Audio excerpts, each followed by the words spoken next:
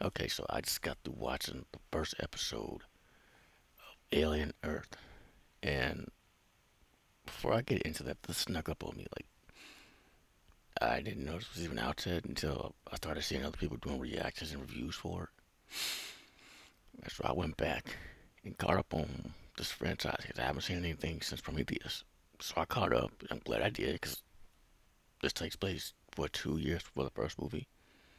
So there's a lot of that in there. There's some of Rhymeless in there. Some of Prometheus. Of course, the first movie, Alien and Aliens. There's some of that in there. Um, I'll say off the bat that this one episode is better than like the last two movies, quite honestly. Especially Creation. That was boring. Yeah. Wow. Okay, so we follow. I don't know how this keeps happening, but we follow two different crews, two different sets of characters. Okay, did that with Jurassic World Rebirth? That we're doing it here. I don't get the idea. But yeah, two different groups. Only unlike Jurassic World Rebirth, both groups are equally interesting, and you curious to see what happens next. What happens to them? And so the first group is on a ship that's on its way to Earth. And it's the title, Alien Earth, is where the Xenomorph is, and as well as a bunch of other creatures. Other creatures that are just straight up freaky. Like, there's this one that I thought was just somebody's eyeball. And it was just like a giant eyeball with two eyeballs on it with tentacles. Like we have in the backyard. They did not dig. And I'm fine with eye stuff, but I don't dig that or those bugs, not the base huggers. There's something else that like it sucks all the blood like a tick, but it keeps growing. I didn't dig that either. Um, so there's other creatures that's good. Also, one thing that's great is the xenomorph is a person in a suit. I've always favored that over the animatronics, as good as they are. Something about a person in a suit is more effective to me, honestly. Oh, there's even some. Oh, excuse me. And there's even some alien isolation in this episode. Like literally, I said out loud, "Wow, that is just like alien isolation." Like, so yeah, the first group is your basic space marines transporting cargo, what have you. It all goes south. You've been through this before. If you're watching this, like, come on, like, and the robot aboard that ship is a black dude, like in Romulus, and he's acting a lot like Rook, like Rook in Romulus, uh, and a black dude in that movie too. Um, but and there's even the whole scene where he like locks them out while they're banging on the door. There's what's coming, and there's like he's sorry about these cuss them out, and he's just like ignoring them, and like yeah, he like wheels the door shut to buy himself time. And of course, the xenomorph gets the crew. The robot locks himself in something to survive the impact to Earth. Where our other group, well, no, there are three groups. I'm sorry. Where our second group uh, intercepts them. But before we get to them, we start to go back to our third group, which is this trillionaire. Which just hearing that, I didn't like to do. Like that's too much money. What's he gonna do with that?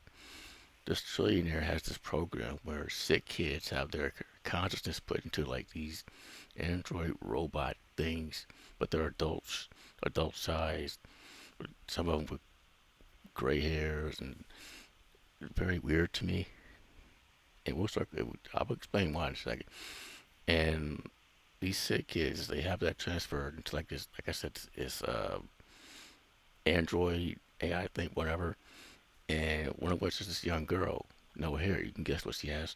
And and before I knew, I actually said to myself, "Wow, she looks like the alien from Earth Final Conflict." If you remember that, the spots on the head, like before she was like cancer. I was like, oh, I feel terrible. But yeah, and so she's this wide-eyed, happy young girl, and so innocent. And they lay her down and everything. They transfer like to like the adult her. And the first thing that this kid says about the adult her is she's beautiful, which the actress is, whoever that is, playing the adult her. And so they do the transfer, and she wakes up, and you see it in their eyes, the way she moves, a childlike wonder with all these people that go through this. And I'm like, why children? No, and why sick children? Why not like militarized grown adults? I don't know, but yeah, a bunch of people go through it and get their AI, whatever's, and we learn about this young girl that her brother is out there in the military. Not only that, once the ship crashes to Earth, he's dispatched him and his team, and she notices that on her TV screen. But before we get to that, reel it back again. When they're undergoing these procedures, they got these kids watching Peter Pan, which is messed up. Oh, by the way, the place is called Neverland, which I get what they're doing, but also like if you've been watching the news the last while, there's connotations for Netherland, for Neverland. Okay, like yeah, there's but yeah, they got them watching Peter Pan of all movies, which if you know what that's about, that's messed up. That's really messed up because these kids don't have that. They're going from sick and basically like don't have much time left to going in these like robots. These are grown adult robots. Like that's messed up. Like, and I've had procedures where they'll put on music or something, or when I was at the children's hospital, they'll put on a movie. And it wasn't nothing like they didn't have me going like undergoing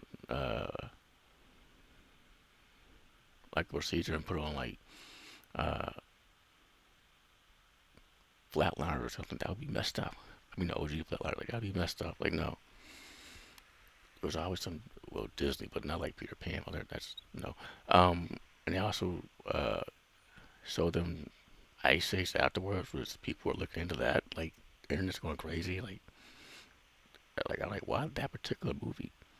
I was it's not even all that great, but whatever. But yeah, and so yeah, that's her focus. That's gonna be her thing. And once again the ship crashes and her brother's dispatched, she's literally talking to a dude who's working on something, and she's like, "Do you have children?" And he's like, no, low sperm count. She's still a child in there. Why are you telling her that? And then she gets this look. She's like, sperm? Is that what comes out of boys? I'm like, what is this? What are you talking to her about this for? And then that's when she notices her brother, and she like swipes the TV, and she gets this look, and she goes to the trillionaire, annoying dude, and it's like, let me go out there. They're like, he literally says, why? And she's like, let me go out there. We're strong. We're literally built for this. And they're like, okay. So they're getting ready. Well, she is with the weapons and everything, and she's getting them ready. And while that's happening, her brother's team are entering this ship and encounter the robot there, who takes down two of them, handcuffs them. Those bugs show up, and then he walks off like he's trying to protect the ship and preserve it. He's acting just like Rook, and the other teams are just around, I guess. And two of the members are a thing, just like in Romulus. Or was that no? That was Creation. I'm sorry. Just like in Creation. No, no, both of those. Yeah, I just watched those two. So yeah, it's probably not gonna end well. Never does in this world. Um, and so yeah, that's happening. And as she's getting ready, her brother's getting closer and closer, and that's where it stops. I'm like, that was okay. Now I'm curious. Now, beyond what you see behind me here, that is the most I've seen that trailer. I've seen it once and avoided it since. Like I said, I forgot this was even happening until literally like yesterday. So yeah, that is the most that trailer's ever played on anything I own. Um, what I did know is that Timothy Oliphant is in this, aka my favorite character from Screen 2, without spoiling it. Um, and Timothy Oliphant, he's so charismatic. Like his natural face is like he's ready to tell a joke, right? Where in this movie they got him looking like Lance Hendrickson from Aliens onward, the hair and the outfit and everything. But he's acting again like Rook. Well, he's sort of wearing like Rook's outfit, but he looks and aesthetically to like Lance Hendrickson, his robot. I forgot what his model was called. And but they're trying to like they don't tell you out loud. I think they're trying to say that, but it's like blatantly obvious he's not human. The way his interaction with this girl, like they're on their way to the crash, and he just turns to her, "Your food." What? Once upon a time, a long time ago, you were just food. And he goes on this really good monologue. It's messed up, but good. And I'm like, oh, Timothy Oliphant, he's weren't just a funny dude. Weren't just a crazy dude. Okay. And his expressions, everything. Like when he did that monologue, just changed. He's really good. Um, so there's that whole thing.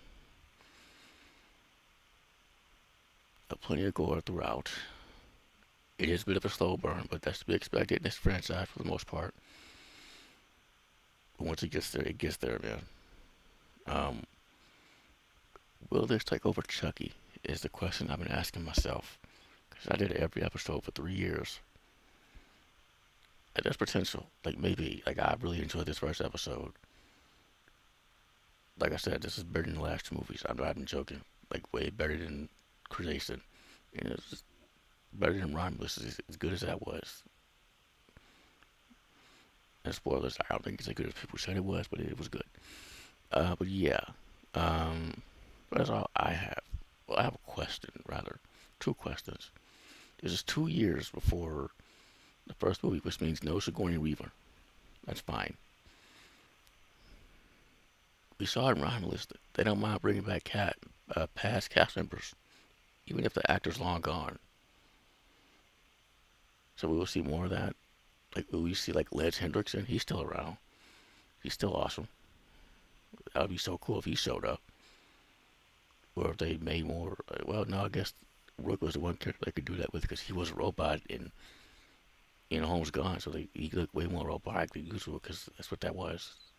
But yeah, that'd be awesome. Bring back like uh, Lance Hendrickson, something like that. That'd be awesome. Um, that is all I have.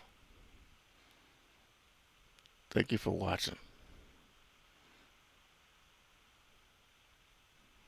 In space, no one can hear you scream except the Xenomorph.